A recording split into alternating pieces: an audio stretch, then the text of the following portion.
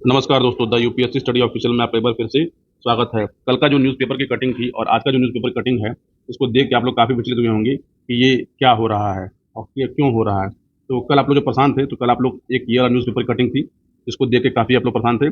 ये देवरिया जिले की कोई खबर है, जिसमें 14 केंद्रों पर 26 और 27 को पेपर कराए जाने की बात हो रही थी और ये पेपर 4 अक्टूबर का है और आज हमारा 6 अक्टूबर, सॉरी, ये 5 का है। आज हमारा 6 अक्टूबर हो चुका है और आज के पेपर की ये खबर है कि पेपर लीक प्रकरण ने बिगाड़ा यूपी पीसीएस का पूरा कैलेंडर। अब तक नहीं तय हुआ कि एक दिन में परीक्षा कराई जा सकेगी या नहीं कराई जा सकेगी। ये खबर आप वीडियो पॉज करके भी सुन सकते हैं। देखिए, इसमें लिखा हुआ है कि यह परीक्षा आयोग ने कैलेंडर में 12 दिसंबर 2024 को प्रस्तावित है। अब दो के बजाय एक प्रश्न पत्र की प्रारंभिक परीक्षा होगी।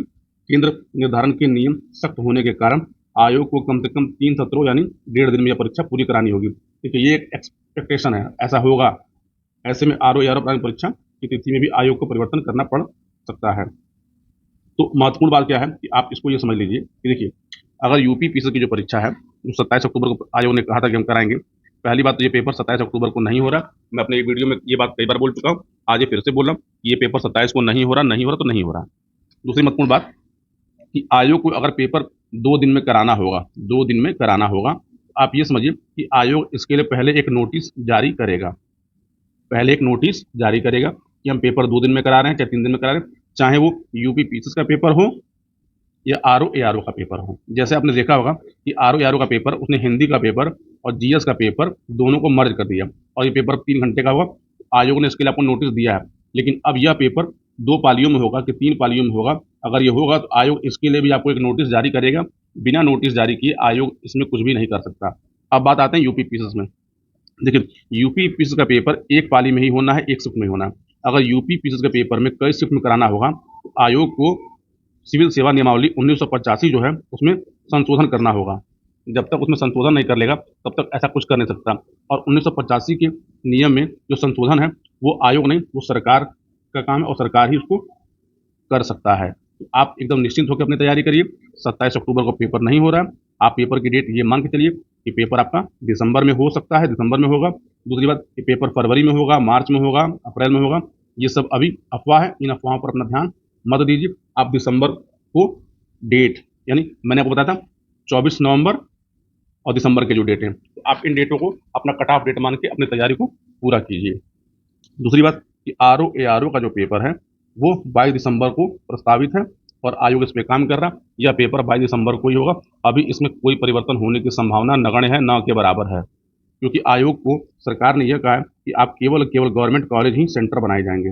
गवर्नमेंट का मतलब क्या है कि एक government college plus added college, जैसे देखिए, ठीक, ये सेंटर बनाए जाएंगे। प्लस आयोग से ये भी कहा गया कि आप ITI, polytechnic college, degree college, इनको भी सेंटर बनाया जाए ताकि परीक्षा सूचनापूर्ण कराई जाए। और माननीय मुख्यमंत्री जी का यह सख्त आदेश है कि परीक्षा में शुचिता महत्वपूर्ण है और शुचिता महत्वपूर्ण होने के कारण आपके पेपर में ये डिले हो रहा है। अब एक परीक्षार्थी को क्या करना चाहिए, असली महत्वपूर्ण बात इस वीडियो की ये है कि यदि आप केवल केवल यूपी पीसीएस की तैयारी कर रहे हैं तो आप बिहार पीसीएस का भी फॉर्म भर सकते हैं, जो इस समय आया हुआ है।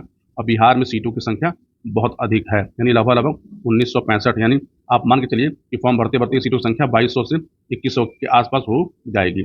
अब बहुत लोग डरते ही हैं कि बिहार का पेपर का पैटर्न एकदम अलग है। तो पहली बात कि बिहार का जो प्री का पेपर है वो यूपी पीसीएस के कंपेयर में ईजी होता है। यहाँ पहले तो सी सेट नहीं होता, जिनको सी सेट से डर लगता है, यानी 150 का पेपर है, 1/3 नेगेटिव मार्किंग होती है और यदि आप 100 क्वेश्चन सही कर लेंगे तो आप प्री क्वालिफाई हो जाएंगे।